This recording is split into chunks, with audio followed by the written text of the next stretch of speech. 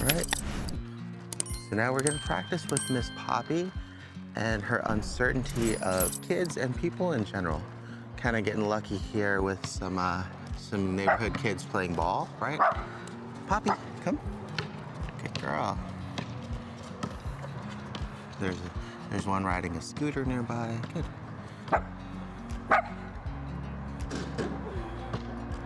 Right. So I'm gonna do a combination, good girl, of rewarding her for responding to my name and then just checking back in on me on her own.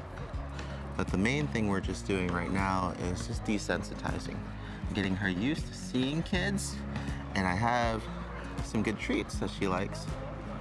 And so she can easily break her fixation on something that she's unsure of to check back on me for a reward. Good girl, right? And usually that helps to keep pups from escalating. Because what happens is that uncertainty or that fear kind of builds up, and it builds and it builds and it builds because that's all she can concentrate on are these kids, right? So if we're able to kind of give her a little bit of a break by giving her something else to focus on, like us.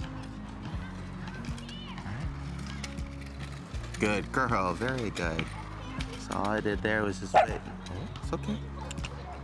Good girl.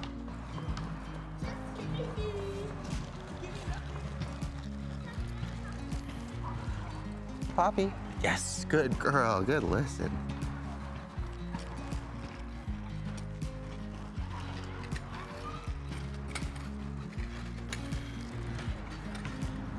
Good girl, yes. Good girl, good listen. Wow. So I'm gonna try to wait too, because if she barks, you know, it's understandable that we want to correct her because we don't want her to bark at kids, but it's better if we understand why she's barking, right? She's unsure of them, she might be scared. Poppy, yes, perfect, good. So right there, getting her attention back before she overreacts and because before she's scared, right? Oh, good catch. Yeah. Good boy. That was close. Thought he was gonna get hurt there. It's okay. Oh, good girl. Come here. What's it? Good girl. Right? Good girl, Poppy. Poppy, come. It's okay. Okay. There you go. Oh. There you go. Good girl. Hi, how you doing? Go slow, go slow. There you go. Good. She's scared too. Good girl, Poppy. Good girl. There you go. Perfect. Good girl. You said she's scared too, right? Mm-hmm. She did good though. Good girl. And you can see that she comes back to me for that support, right? You want to give her a treat? Yeah. There you go. Good girl. Bye, guys. Well, I said I didn't do this much, but I'm still my house. You have a good one. Good girl. All right. So all the kids are gonna go ahead and disperse now. So what we're gonna do is I'm gonna get ahead and get in the car. We're gonna do a little bit more socializing up in the shopping center. Okay. Poppy. Yes. Good girl. Is it? Good girl. The kids came back out, so we went ahead and decided to get a little bit more practice in if they're interested. If not, we'll go ahead and load up in the car. Good girl. Hey, it's okay. Good girl. Right? Right? So taking note of like her growling because, hey, how you doing? Because she's unsure, right? Oh, good girl. I think she's having her snack. You wanna give her a treat? There you go.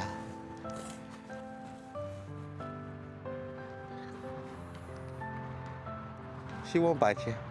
Just hold it out in your hand. There you go. And then lower. Perfect. There you go. Good girl. Good job. And you can see there, both of them being very unsure and timid means that we have to really do our best to control the situation as much as possible, like preemptively before, one or the other freaks out, both the dog and the children. It's going to be a good idea when you're practicing in these situations to have her muzzle on. She's doing well without it, and then I also know the neighborhood kids because they interact with a lot of the pups, and there was also no physical cues or warnings that she was upset outside of the growling, which was actually subsiding by the time that we did the second meeting. Right?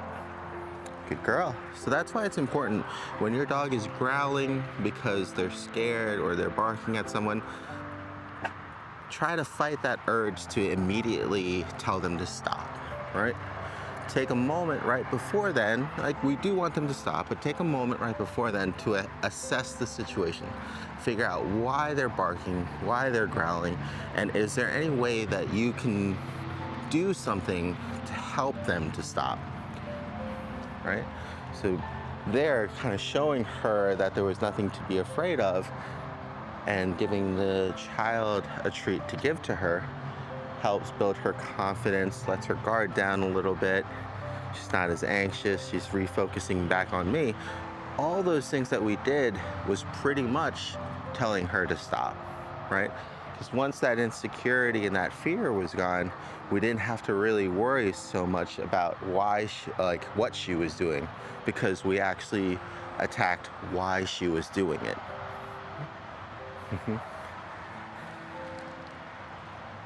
She's fixated on the kids down there. Good girl, Poppy, sit. Good sit, good girl. All right, so we're out in the shopping center now to work with Miss Poppy. Just because I noticed that not only is she uncomfortable and fearful around dogs, but also with people as well in the neighborhoods. So trying to get her used to just being out and about to build her confidence and help with her redirection ability and her trust in us. We came to the shopping center here pretty much on a slower time. Didn't want to wait until it was too dark out, but at the same time, especially when you're starting off with a pup that is fearful, you want to try to make it as easy for them as possible, kind of just easing into things. So we came right around like dinner time or so, when she can kind of get used to more of the environment at first. Some of the people around, sound of the cars, you can kind of see there, right? Good girl.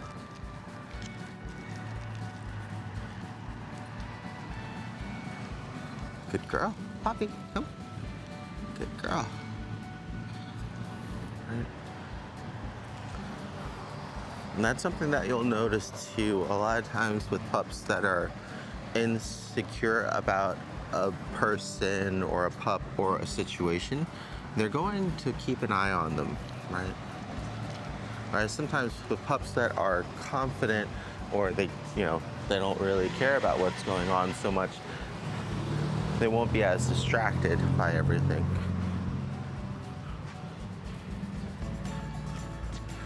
Or they might take notice, but they won't stick and fixate. Good girl. So right now, as we're walking along, just trying to see how she does in public with everybody, helping her out with as necessary, and gonna give her space too. Because she is small and cute, we have the training vest on to also let people know that she's gonna be working on things, right? So they might ask before petting, which is good. And then we can also initiate and kind of help control those situations. Good girl. And all I'm rewarding there is just her checking back in on me when she's unsure or when she's looking at people. as opposed to going and growling because she's unsure. She checks in with me to see what I want her to do, right? Hi, how you doing? It's okay, we're working on her being scared around people. Good girl. Good girl. And that kind of reiterates, right, what we were just talking about. Especially with smaller dogs, a lot of times children, and sometimes even adults, will just want to go and say hello. So it's important that we try to warn them as much as possible, so that way she doesn't need to warn them, right? With her growling and her barking and things like that. If we help her create the space and time necessary for her to get comfortable with a situation, then she doesn't feel the need to, and she'll turn to us. And that way we can help show her that there's nothing to be afraid of, as opposed to just trying to correct her when she is acting out because she's scared or unsure. It's just trying to be as preemptive about everything and trying to help her out with everything as much as possible.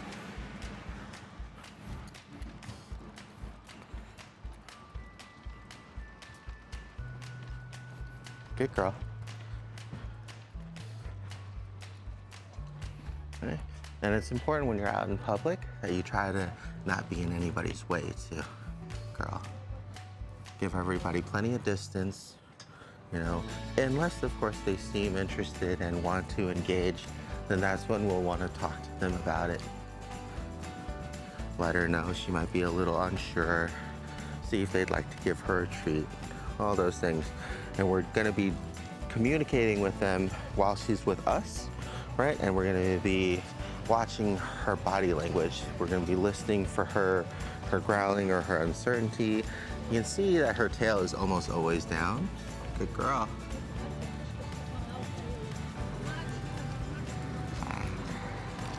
Good girl. Hi, how you doing? Good. So that was good there, right? She was not scared at all. She was more so curious than anything else. She was trying to go and investigate with her nose. So all that was really good behavior. Good girl.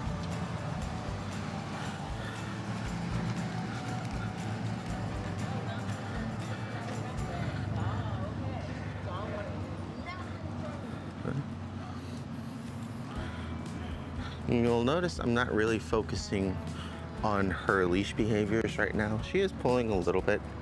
She's just excited and moving quickly, following her nose, just getting in ahead.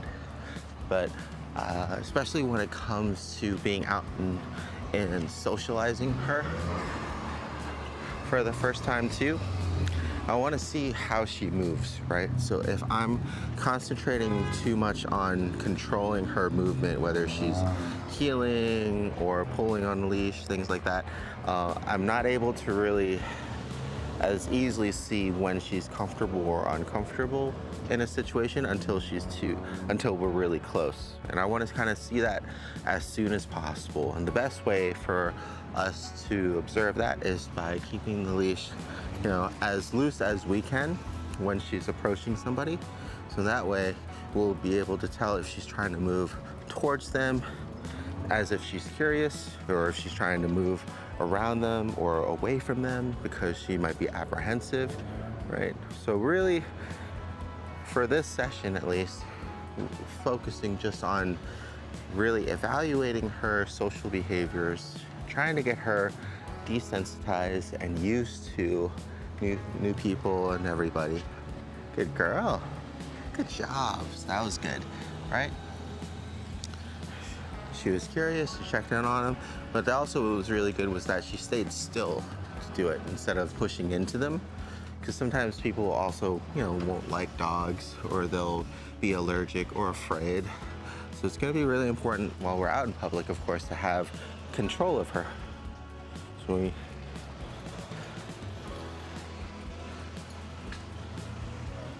good girl. Right. So it's not like we're letting the leash go or anything.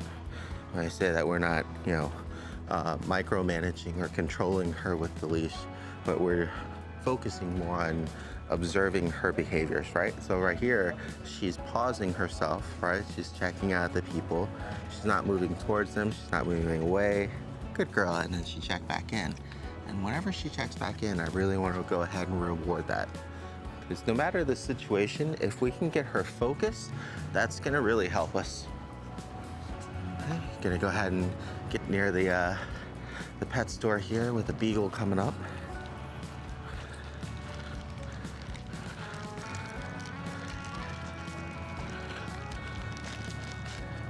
Get a treat ready in case we need to help redirect her. And you might not be able to pick this up from the microphones on the camera, but I'm just looking for her behavior, right? I'm trying to hear if she's gonna be growling. I'm gonna be seeing if she's gonna be fixating on the pup, right? And we're gonna start really far. Hi, how you doing? Oh, good girl. So there, I can feel on the tension on the leash that she was pulling because she was interested in seeing them. She was using her nose to smell them. And I observed the person's behavior, and she was relaxed and friendly, so she wasn't scared of the pup. She wasn't trying to go around, so I didn't have to try to pull her back in or anything. You just get used to doing all of these things really quickly in real time as you kind of get more practice while you're out socializing. You just kind of become hyper aware of your surroundings and how both your pup, Miss Poppy here, as well as others are reacting. So those ladies there are very interested in saying hi to the beagle, right? Here's another pup coming through. Good girl. So there's a good chance that if they come through this way to go do some shopping, they might want to say hi as well, right? So we'll see. You're just gonna stay off to the side. Good girl. Hey, how you doing? Good girl. Good girl. She's working on socializing. Good girl. Thank you. Have a good one. So here, she's a little bit interested, but she wasn't as interested as before, right? Good girl.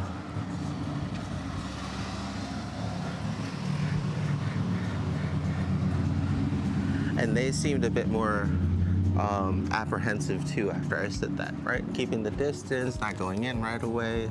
So that was good. It was more of a neutral engagement than anything else. And that was perfect for her body language because she was kind of just still, right? She wasn't pulling like she was interested in meeting them as well. And it might just be because there were two of them, right? This might be a little bit overwhelming. She's doing really good here. We'll do another separate session earlier in the day, or probably on the weekends as well, when it's going to be a little bit busier by the pet stores. So that way there's going to be some more traffic of dogs coming in and out. All right, so there's another one. Good girl. Good girl. Good job, Poppy. Good. And that's all I'm looking for. I'm looking for her to see the other dogs and not feel the need to be anxious or overreact or scared. Right? Like I said, at first we're gonna start off really easy by being further away, you know, and those dogs aren't really coming into her space. They're not really paying her any attention. But it's a good starting point. Later on, we'll go inside the store. We'll put on her muzzle and maybe do the dog park.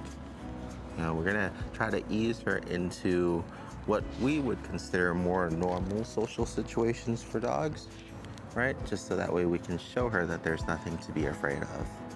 Good girl. She's doing really good. I'm gonna go ahead and pause the video here so it's shorter, but I'll resume if there's anything interesting that happens or anybody that wants to greet her on our way back.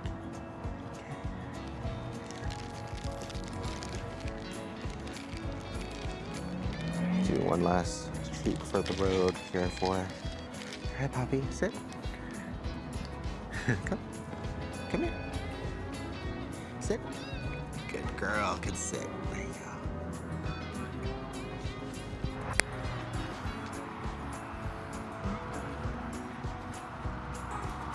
Good girl. You're okay.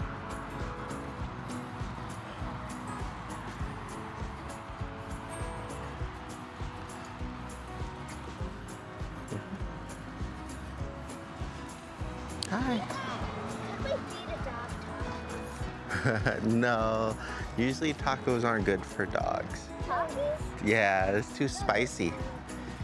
I have treats if you want.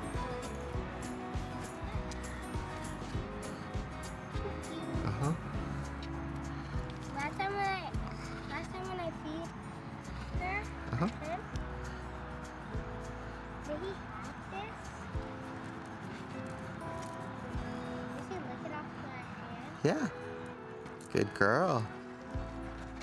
Oh, careful. Oh, good girl.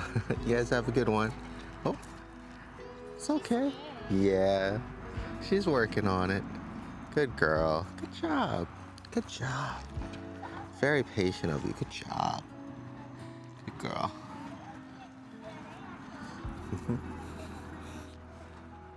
Good girl.